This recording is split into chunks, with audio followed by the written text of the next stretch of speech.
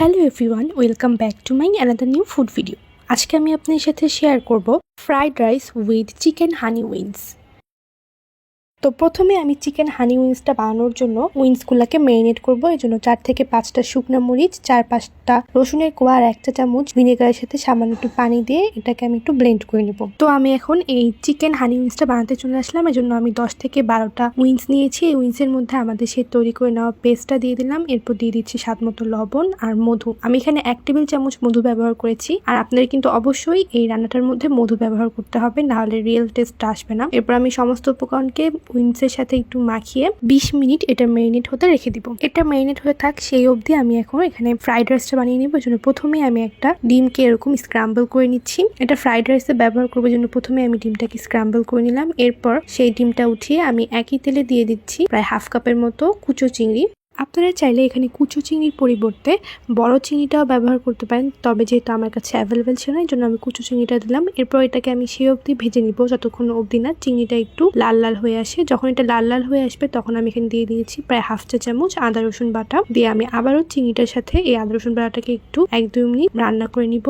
1-2 minute একটু রান্না করে নেওয়ার পর এখানে আমি দিয়ে দিব প্রায় হাফ চা চামচ রসুন কুচি আর 1/4 কাপ পেঁয়াজ কুচি। দিয়ে আমি আবারও এই উপকরণগুলোকে একটু ভেজে নিব 1-2 মিনিট। সামান্য ভেজে নেওয়ার পর আমি এখানে দিয়ে দিব প্রায় হাফ কাপের মতো গাজর কুচি। সেম ভাবে গাজর কুচিটা দিয়ে দেওয়ার পরও কিন্তু 1-2 মিনিট এটাকে একটু রান্না করে নিতে হবে।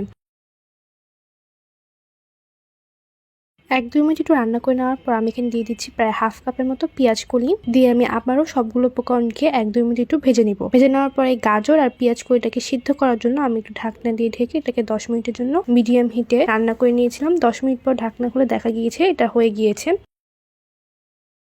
তো এই পর্যায়ে আমি এখানে দিয়ে দিচ্ছি ভাত। আমি এখানে পোলায়ের চালটাকে নর্মাল ভাতের মতো রান্না করে নিয়েছি, রান্না করে এখানে ব্যবহার করছি। আর আমি এখানে ভাতটাকে কিন্তু ঝরঝর করে রান্না করেছি, অর্থাৎ নর্মাল ভাতটা আমরা যেভাবে নরম করে রান্না করি সেভাবে এটা রান্না করা যাবে না। এটা কিছুটা একটু শক্ত রাখতে হবে, কারণ সবজির সাথে ভাতটাকে মিশানোর পর যখন আবারও রান্না করা হবে সেই ক্ষেত্রে ভাতটা বেশি নরম হয়ে যাওয়ার সম্ভাবনা থাকবে যদি আমরা নর্মাল ভাতের মতো রান্না করি তাহলে। তো এই পর্যায়ে আমি এখানে দিয়ে দিচ্ছি ফ্রাইড রাইস সিজলিং মিক্স। এটা আপনারা নর্মালি যে কোনো মুদি দোকানে পেয়ে যাবেন। এই মশলাটা কিন্তু ফ্রাইড রাইসের একটা অথেন্টিক টেস্ট আনতে হেল্প করবে, তাই আপনারা অবশ্যই এই মশলাটা দেওয়ার চেষ্টা করবেন। তো এরপর আবারও খুব ভালোভাবে এই মশলাটার সাথে আমি ভাত আর সবজিটাকে একটু মিশিয়ে নিচ্ছি। তো ভালোভাবে মিশিয়ে নেওয়ার পর আমি এখানে দিয়ে দিচ্ছি প্রায় 1 টেবিল চামচ টমেটো সস। এখানে বেশি টমেটো সস দেওয়া যাবে না, এক্ষেত্রে ফ্রাইড রাইসটা মিষ্টি হয়ে যেতে পারে, তাই 1 টেবিল চামচ টমেটো সসই দিতে হবে। এরপর আমি ভালোভাবে মিশিয়ে এখানে দিয়ে দিয়েছি 1 টেবিল চামচ ওয়েস্টার সস। দিয়ে আবারও ওয়েস্টার সসটার সাথে খুব ভালোভাবে আমি ফ্রাইড রাইসটাকে মিশিয়ে নিচ্ছি। খুব ভালোভাবে 1-2 মিনিট মিশিয়ে নেওয়ার পরে কিন্তু তৈরি হয়ে যাবে আমাদের এই ফ্রাইড রাইসটা। এখন আমি আমাদের সেই ম্যারিনেট করে নেওয়া চিকেন উইংসগুলোকে ভাজবো। জন্য এতে আমি প্রায় হাফ কাপের মতো ময়দা আর 1 পিঞ্চ বেকিং সোডা দিয়ে খুব ভালোভাবে এভাবে মিশিয়ে নিয়েছি। এখন আমি এগুলোকে ভেজে নিব।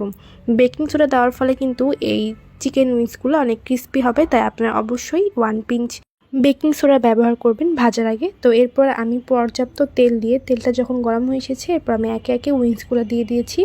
এখন আমি মিডিয়াম হিটে এই উইংসগুলোকে ভেজে নিব।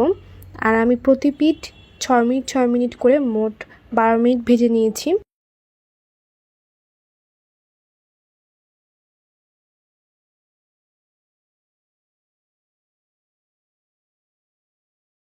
তো এই তো উইংসগুলো আমার ভাজা হয়ে গিয়েছে। এখন আমি এগুলোকে একে একে তুলে নিব।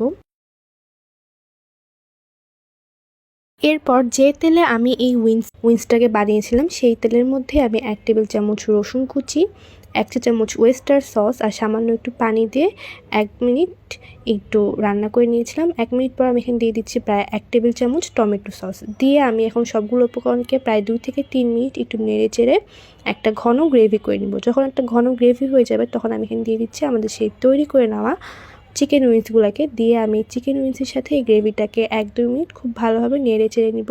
আর এরই মাঝে অফ ক্যামেরায় আমি হাফ চা চামচ মধুও দিয়ে দিয়েছিলাম এতে। তো এরপর নেড়ে চেড়ে নিলে কিন্তু তৈরি হয়ে যাবে আমাদের চিকেন হানি উইংস। তো এখন আমি এটাকে পরিবেশন করছি। আপনারা চাইলে কিন্তু এই চিকেন হানি উইংসটাকে ভাতের সাথেও খেতে পারেন, তবে নর্মালি এটা ফ্রাইড রাইস দিয়ে খাওয়া হয়, তাই আমরা আজকে ফ্রাইড রাইসের সাথে এটা বানিয়েছি। খেতে মোটামুটি ভালোই হয়েছে, বলবো না যে খুব বেশি মজা হয়েছে, কারণ আমার চাইনিজ খাবার নর্মালি পছন্দ না, আর এটা একটা চাইনিজ খাবারই বলতে গেলে। তো ওই দিক থেকে বলতে গেলে আমার কাছে মোটামুটি ভালোই লেগেছে। আর যেহেতু এখন উইন্টার সিজন, আর উইন্টার সিজন মানে প্রচুর ভেজিটেবল বের হয় এই সময়, এই ভেজিটেবলের লোভটা সামলাতে না পেরে আমি মূলত এই ফ্রাইড রাইসটা বানিয়েছিলাম। তো ভাবলাম ফ্রাইড রাইসের সাথে আর কি বানানো যায়, তখন মাথায় আসলো যে চিকেন হানি উইংসটা বানানো যায়, তো এই জন্য আমি মূলত এটা বানিয়েছিলাম। আর যেহেতু বানিয়েছিলাম ভাবলাম তাহলে আপনার সাথে ভিডিওটা শেয়ার করি, তো সেই পারপাসে শেয়ার করা। So make this food and enjoy with your family. By.